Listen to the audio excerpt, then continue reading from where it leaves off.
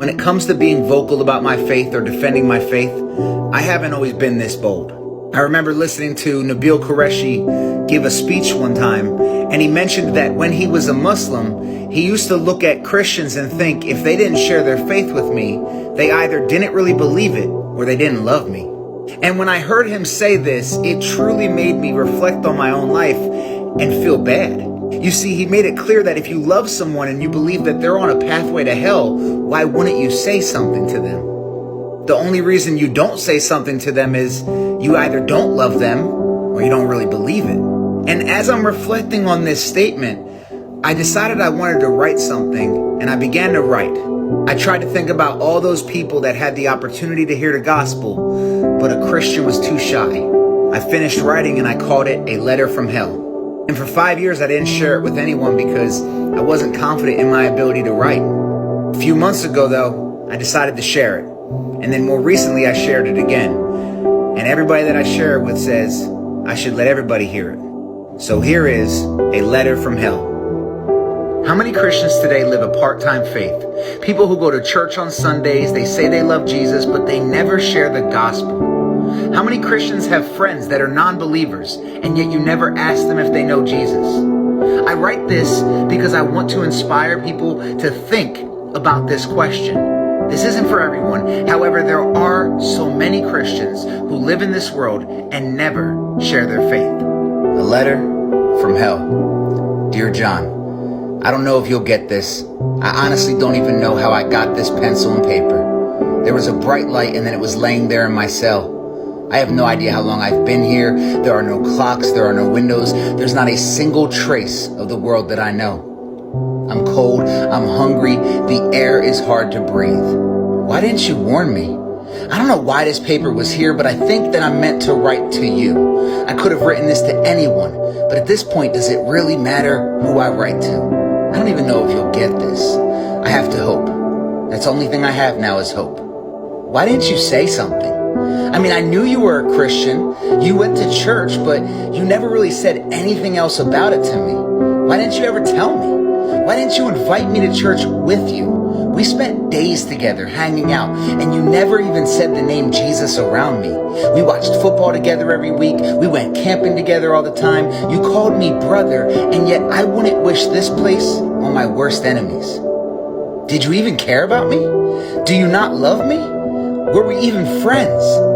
How could you be my friend if you knew this is where I was destined?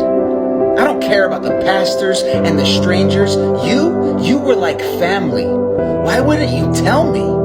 All the demons here laugh at me. They taunt me. They know my name and say I belong to them. I've seen Christians saying these things online and on Twitter and Facebook, but I paid them no mind. It's the internet. Who cares? But you held my son in your arms when he was born. You knew my wife. Why didn't you say anything about this? How can you know this and not tell me? When I got here, I immediately knew something was wrong. I hear them. I always hear them. They're screaming. They're cursing. They're always watching. The walls are screaming. It is pure agony in the screams. There is no time. There's no sleep. I'm tired, but I can't sleep. They never stop. The air doesn't feel like air. It's like suffocating while breathing. There is no light. I've never experienced this kind of darkness. I never feel safe. The pain is constant. How do they know my name? They whisper evil things. Why didn't you say something? How can you be a Christian and never told me that I was doomed to this place? How can you sit in my house and never tell me about Jesus? I tried to call out to him when I got here. I tried to call his name. I've seen the movies. I know that you guys yell his name. I screamed it. I said, Jesus, Jesus, help me. Jesus, please. I screamed it while crying, yet no one came. I screamed his name more though. I screamed it until I couldn't scream anymore, and all I heard was laughter as the voices said, it's too late. He's not coming for you. You're not his. You belong to us. I hate you. I hate you with all my heart. I despise you, John. How can you look me in the eyes for all those years and never tell me about Jesus? The sound of flesh being torn, bones being broken, groans, gnashing of teeth, and screams. The screams never stop. The screams are piercing. You have no idea, do you? You don't even believe it, do you? Do you believe what you say you believe? I can't imagine you knew this and didn't tell me. Please, just tell me you didn't believe. Why wouldn't you warn me? If you believed it, why didn't you try? I don't know what this place holds for me. Will I be here forever? If I am, I will hate you forever. You did this to me.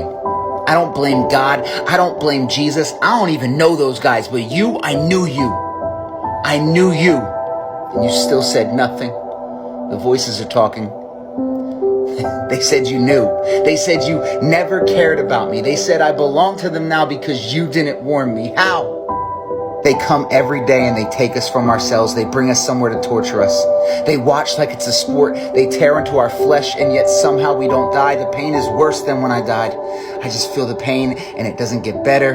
You feel it in every fiber of your being, but you can't die, so there's no end. I hate you. You did this to me because you are selfish. You knew the truth and you didn't say anything. Did you think I would judge you? Did you think I would reject you? How do you know? Was I not worth trying? Was our friendship worth more than my soul? You're so selfish. You could have tried. You don't know how I would have responded. Why didn't you try, man? I know that I'm eternally doomed. I get it. They tell me and I believe them. I hope you warned my wife. I hoped you warned my kids. I'm writing you this because even though I hate you, maybe this is what you need to hear to stop keeping this to yourself. Know that this is your fault. Know that you didn't try and now I'm here. Were you expecting someone else to tell me?